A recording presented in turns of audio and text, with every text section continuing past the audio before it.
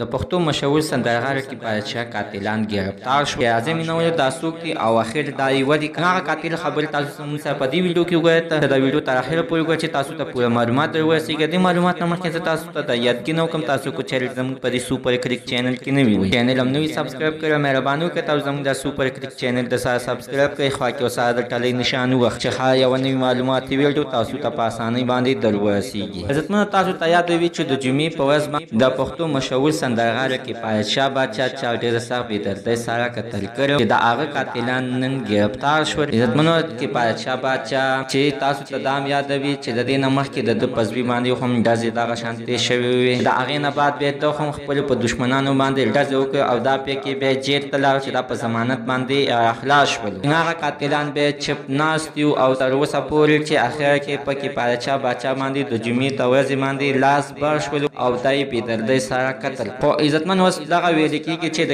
بادشاه بادشاه قاتلان گرفتار شول. په سوشل میډیا باندې دا آواز خپور شوی دی. خو عزتمنو چې بیا موږ د هغه کورنۍ سره او د هغه ورونو او د ټولو زامنو سره چې رابطه وساتله نو دا خبره عزتمنو دروغ وه. هغه ویله چې تر اوسه پورې قاتلان لا نه دي ګرفتار شوي ځکه چې قاتلانو ډېر سخت ځای ته ځان رسولی دی چې هغه ځای ته حکومت هم لاس نشي واچولی. یعنې د قاتلانو تر اوسه پورې څه پته نه لګي چې کوم ځای کې دي. خو زموږ شک ټول په هغه زاړو قاتلانو باندې راځي ځکه چې زموږ د دې نه علاوه بل چا سره دښمني نشته. دغه قاتلان هم دي دوی سره هم دښمني د وخت د سره ته مینوال زموږ د سره ته نن زه خبر د دې ځای پورې د نوي معلوماتو لپاره د سره زموږ د سوپر کلیک چینل د سره سبسکرایب کړئ. خوا کې ورسره د ټلې نشان ووهه چې ښایي یوه نوي معلوماتي ویډیو تاسو ته په اسانۍ باندې درورسي.